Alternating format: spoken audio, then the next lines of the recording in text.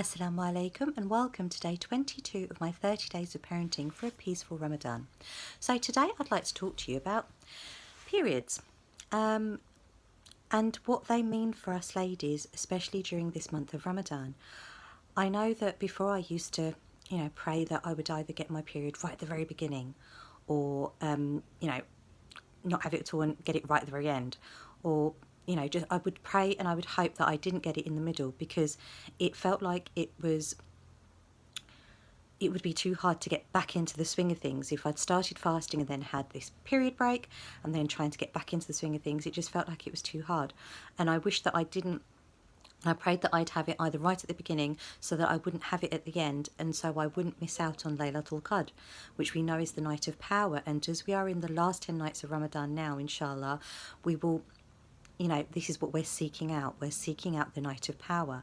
And it really got me to thinking about how we, what we view periods as, and what they mean for us. And obviously when you're on your period, or you can't fast and you can't pray your salah, but there's so much more that you can do.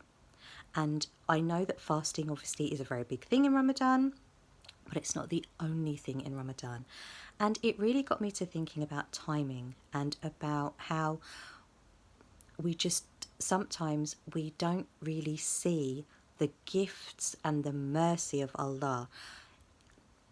Being on our period is the only time for any of Allah's creations that when you are exempt from praying salah, you don't have to make them up. If you miss your prayers at any other time, you're supposed to make them up. You're supposed to do them time in the first place, but you're supposed to make them up. But it's up to you if you want to, but it's the only time that you don't have to make up the prayers that you've missed. You have to make up the fast that you've missed, but it's almost like we view our periods as this inconvenience, or, for some of us it could be a welcome break, but for others, we don't want it. We don't want it, especially not during the last 10 nights of Ramadan, where we are seeking to earn the ultimate rewards for Laylatul Qadr. And what are periods in essence? Yes, I know what they are in the biological terms, but in view of what they mean for us, they are a mercy from Allah. They really are. They are a gift from Allah. And in Allah's wisdom and His infinite planning, and He is the best of planners, if He has chosen to give you your period this month, during these last 10 nights, there is something in it. It's not as a punishment. It's not as a, so that you can't partake. You can still seek the rewards of Laylatul Qadr. You can still gain the rewards of Ramadan.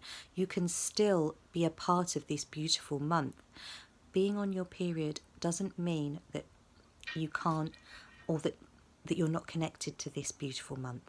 But what we really see it as, instead of seeing it as His mercy, we almost see it as this, this way of not being connected. And we don't see it as the mercy that it really is. And so, yes, fasting is a big thing during Ramadan, but Ramadan is not just about the fasting.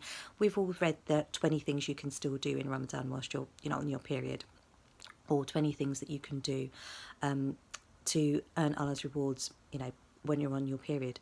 But the first thing that we really, really need to get down, really, or really get to grips with and really come to a truthful understanding and an insightful understanding, is that fasting is not the only thing about Ramadan, and that Allah would not have given you this, wouldn't have given us our periods during this month of Ramadan, especially during the last 10 nights, as a punishment. It is as a mercy. So it's almost like, right, okay, we've got this, got your period during, the last 10 nights.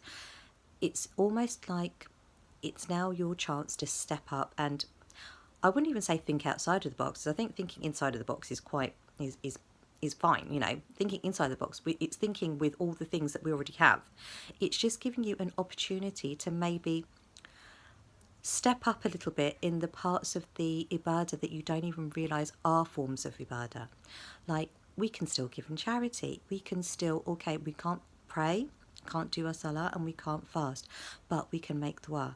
We can still read the Quran in the language of in our native languages. We can still study. We can still. It's almost like it's an opportunity to really study and understand about everything during this beautiful month, not just salah and not just fasting. And I don't mean that as in that that they're just slight forms of worship. No, they are the big forms of worship, but they're not the only forms of worship. Ramadan is not just about the fasting. So if you're if you can't fast and if you can't pray due to your monthly menses, please don't look at it as some kind of punishment or inconvenience even. Look at it as an opportunity. You can still be a part of this beautiful month. You can still earn Allah's rewards. Look at it as an opportunity to focus on all of the other forms of ibadah that you can make. Allah wouldn't have put you out of the running almost, if you like. He wouldn't have done that. Being on your monthly menses isn't putting you out of the running. It doesn't take you out the game. It just means that you have to maybe play it a little bit differently. So on that note, I pray that your ibadah for the next 10 nights or the next nights of Ramadan, I pray sincerely that your ibadah is accepted and that you can see everything that you do, inshallah, as a form of attaining his rewards. By just being conscious of him, by remembering him, by turning everything that you do into an act of worship. You can turn absolutely everything that you can do. If you are thinking about him and if you are doing it for him, it turns it into an act of worship, which you are more than capable of doing if you can't fast because of your monthly period. So really, I just wanted to say, give yourself a break and understand and really truly see the mercy that he has bestowed upon you for what it is, as an act of mercy, as an act of kindness. Because during our monthly periods, it can be a challenging time. It can be a rather difficult time. You might have the physical pain. You might feel a little bit disconnected, and it is really, alhamdulillah, it really is, when I think of being alleviated of responsibility for praying and for fasting during this time, I truly do see it as a mercy from Allah. And before I didn't see that. But alhamdulillah, I see it now, and I pray that you see it too, and I pray that your ibadah during this month and during these last 10 nights is accepted, and that may we all, inshallah, reap the rewards of Laylatul Qadr this year, inshallah. So, on that note, I'll leave you. Assalamu alaikum, and see you tomorrow, inshallah.